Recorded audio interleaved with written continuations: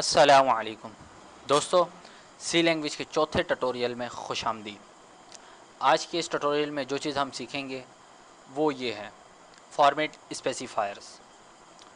अगर हम इसकी बात करें, जैसे पिछले लेक्चर में हमने बात की थी डेटा टाइप्स की, तो डेटा टाइप्स अगर हमने पढ़ी हैं वो कैरेक्टर पढ़ी थी, इंटीजर पढ़ी थी, फ्लोट पढ़ी थी, डबल पढ़ी थी और स्ट्रिंग अगर मैं आपको अभी फ़िल वक्त ना बताऊं तो बेहतर है। फ़िल वक्त आपको समझाने के तौर पे कि ये भी एक डेटा टाइप है मॉडर्न लैंग्वेजेस में, यानी कि जावा में, सी शार्प में, लेकिन सी के अंदर प्रोवाइड नहीं है।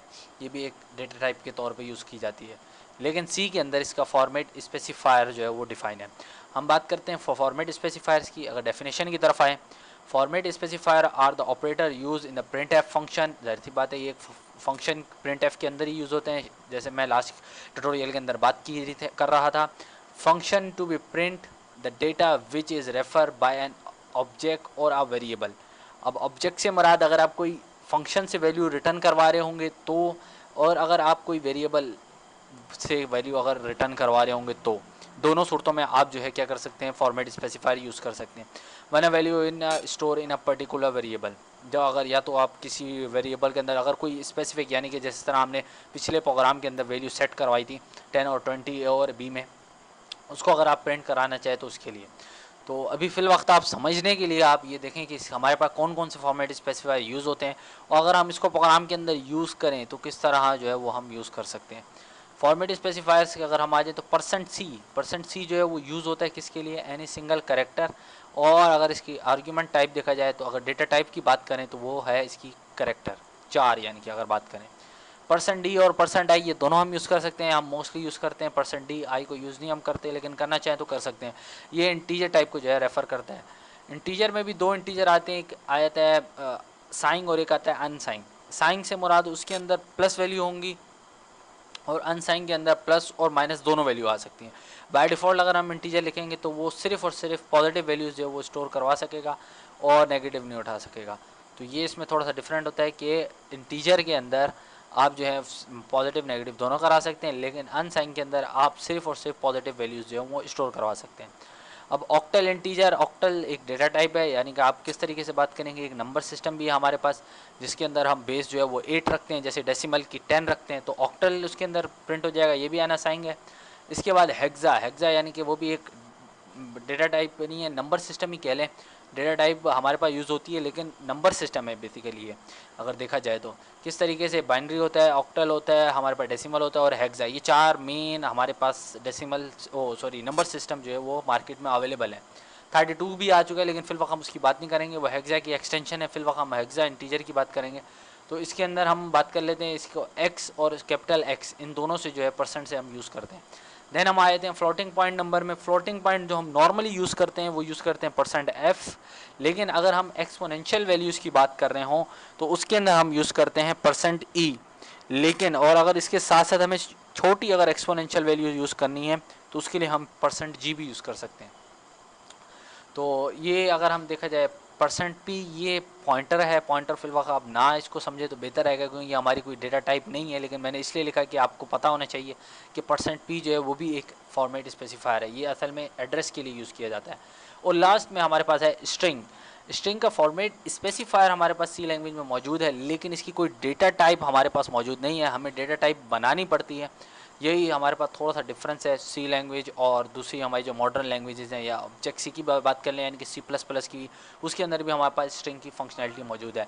अगर हम इससे थोड़ा सा आगे जाएँ तो वो ये होगा कि हम इसका एक प्रोग्राम बना लें ताकि आपको समझ आ जाए कि हम जो है वो किस तरीके से इसको इम्प्लीमेंट कर सकते हैं अपने प्रोग्राम के अंदर। तो सबसे पहले मैं टर्बो सी ओपन कर लेता हूँ। मेरे पास रेजोल्यूशन का प्रॉब्लम है तो मैं स्क्रीन थोड़ी पहले छोटी कर लेता हूँ ताकि आपको ये व्यू हो सके, क्योंकि वीडियोस में जो है ये बासानी व्यू नहीं होता। तो सबसे पहले हम चले जाते हैं फाइल में जाके न्यू करेंगे। न्यू के बाद हम डायरेक्ट इसको सेव करेंगे जिस तरह मैंने आपको प्रोसीजर बताया है। इसको मैं रख देता हूँ, आज हमारी क्लास वो है 4 है तो प्रोग्राम 04 के नाम से रख देता हूँ .c। इसको फिल वक्त आप इसी तरीके से सेव करें, अपना नाम चेंज कर सकते हैं जैसे आप रखना चाहें, लेकिन .c की एक्सटेंशन आपको ज़रूर लगानी है। मैंने प्रीवियस ट्यूटोरियल्स में भी आपको बताया है और इस बात को आप जो है लाजमी तौर पर ज़हन नशीन कर लें फिल वक्त के लिए। बाद में मैं आपको बता दूंगा कि हम C++ भी यूज़ करते हैं, लेकिन वो किस तरीके से। सबसे पहले हम एक void main का फंक्शन बना लेते हैं। जो मेन फंक्शन है ये इसको मैं डिस्क्राइब कर चुका हूँ, तो मैं इसको इस क्लास में नहीं डिफाइन करूँगा। देन हम एक इंटीजर ले लेते हैं, इंटीजर के अंदर i ले लेते हैं, i = 10 कर देते हैं, और ये इस तरह 10 लिख दिया। ये जब ब्लिंक इस तरीके का हो जाए तो आप समझें इंसर्ट का बटन आप प्रेस करें तो ये नॉर्मल हो जाएगा, ठीक है। इंसर्ट का बटन प्रिंट कर दिएगा अगर आपको ये मसला आए। वैसे फिलहाल नहीं आएगा क्योंकि मैंने यहाँ पर नम पैग जो है वो यूज़ किया था, नम पैड, तो इस वजह से ये एरर दिया था। तो देन हम एक कैरेक्टर ले लेते हैं। कैरेक्टर को रिप्रेजेंट करने के लिए मैंने आपको बताया था कि हम इसको इस तरीके से लिखते हैं, इन्वर्टेड कोमा में। ये इन्वर्टेड कोमा में मैंने लिख दिया A कैपिटल। देन हम आ जाते हैं अपना फ्लोट पे। फ्लोट में हम लिख देते हैं पाई = 3.14। ये आप देख सकते हैं। इसके बाद हमारे पास डबल अगर ना ही लिखें तो क्योंकि डबल मैंने आपको बताया हुआ है वो एक्सटेंशन है। तो अभी जो हमारे पास बेसिक 3 डेटा टाइप है हमने उसके ऊपर बात कर ली है। अगर मैं इसको प्रिंट करवाऊँ तो वो किस तरीके से प्रिंट होगा ये मैं आपको दिखा देता हूँ। प्रिंट एफ यहाँ पे आ जाएगा, जैसे कि मैंने आपको अभी बताया %d कोमा। अब यहाँ पे अगर वेरिएबल आपने कॉल कराना है आई तो ये आई आ जाएगा क्योंकि इंटीजर के लिए यूज़ हो रहा है। अगर आप लिखें प्रिंट एफ देन आप लिख दें %f, यहाँ पे परसेंट लगाएं, फिर f। अगर आप f देना चाहें, और मैं एक आपको और भी चीज़ बता दूंगा जो फ्लोटिंग पॉइंट में आती है, वो हमारे पास है पाई। यहाँ पर मैंने लिख दिया। देन हम एक चीज़ मैं भूल गया हूँ, वो कि एक कैरेक्टर डेटा टाइप का मैंने देना था पहले, और देन हम लिख देते हैं %c के बाद हम लिख देते हैं इसके अंदर c, ठीक है। तो ये मैंने अभी करवा लिया। अब ज़ाहिर सी बात है, आपको एक चीज़ मैंने बताई थी कि जहाँ पर हम डिक्लेरेशन कर दें, अगर आपको कोई चीज़ प्रिंट करानी है तो CLR ये एक फंक्शन है जो कि हम यूज़ करते हैं क्लियर स्क्रीन के लिए, कि कंसोल पे जितना भी प्रीवियस डेटा है उसको रिमूव हो जाए। और गेट ch लिख दें और ये कर दें, ठीक है।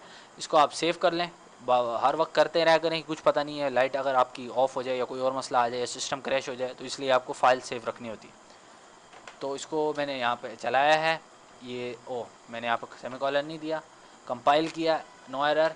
देन इसको मैंने प्रिंट किया, ये आप देख सकते हैं कि इसके अंदर इसने बआसानी लिख दिया 10A, फिर 3.14 और 0000। अभी 0000 आ रहा है, मैं चाह रहा हूँ कि नहीं, ये 00 ना आए, सिर्फ 14 तक आए, उसके बाद 00 हट जाए। तो आप इसके लिए क्या करें कि 2 यहाँ पे जाएँ, %f के पहले 2 लिख दें, ठीक है। %f के पहले 2 लिखें और देन ये आप चलाएँ। नहीं, इसने असल में वैल्यू वही दे रहे हैं सेम। फिलहाल आप इसको छोड़ दें, आपको मसला ना हो। अभी फ़िलहाल आप यही समझें कि ये इधर तक है, मैं आपको नेक्स्ट ट्यूटोरियल में बता दूंगा वो किस तरीके से होगा। अभी वैल्यू छोटी है तभी। तो देन अगर हम चले जाएँ कि हम लोग अलग अलग लाइन में प्रिंट हो जाए, तो इसके लिए मैं आपकी नेक्स्ट क्लास में मैं आपको बाकायदा बताऊंगा कि हम जो क्या चीज़ यूज़ करते हैं। फिल वक्त आप समझने के तौर पे इसको /n कर दें। /n जैसे आप करेंगे और इसको चलाएंगे तो ये देखें इसने लाइन ब्रेक कर दी। लाइन ब्रेक जो है /n यूज़ किया जाता है। इसको अगर हम बोला जाए तो हम इसको नॉर्मली कहते हैं अपना स्केप सीक्वेंसेस बोलते हैं। ये हमारे पास जो अभी ये है, ये %d ये फॉर्मेट स्पेसिफायर है। स्लैश से जो भी चीज़ स्टार्ट होगी वो हमारे पास सी के अंदर स्केप सीक्वेंसेस होते हैं। फिलहाल ये हमारा टॉपिक नहीं है, अभी हम फ़िलहाल आपको ये बताना चाह रहे हैं कि फॉर्मेट स्पेसिफायर जो है वो सी लैंग्वेज में कौन कौन से हैं। तो अगर हम स्ट्रिंग की बात करें, स्ट्रिंग जैसे कि मैंने आपको बताया कि ये एक डेटा टाइप है। एस हो गया, कैरेक्टर हो गया हमारे पास, फ्लोटिंग पॉइंट अगर हम एक्सपोनेंशियल वैल्यू भी देना चाहें वो भी दे सकते हैं। वो किस तरीके से देंगे, इसी पाई के अंदर अगर मैं दे दूँ यहीं पे जाके और इसको यहाँ से ई कर दूँ, तो ये अगेन अगर मैं इसको चलाऊँगा तो ये देखें ई की पावर 0 आ गया। ये आप देखते हैं एक्सपोनेंशियल पावर जो है वो 0 शो कर रहा है, क्योंकि मैंने इस पर कोई पावर डिफाइन ही नहीं की फिल वक्त। तो ये इस तरीके से आप देख सकते हैं, आप वैल्यूज़ कॉल करवा सकते हैं बआसानी। जो आपने करवानी हो इसके अंदर वो बआसानी आप कॉल कर सकते हैं। तो अब तक के लिए इतना ही। इंशाल्लाह नेक्स्ट ट्यूटोरियल में हम बात करेंगे अपने स्किप सीक्वेंसेस की। तब तक के लिए इजाज़त। अल्लाह हाफ़िज़ व नासिर।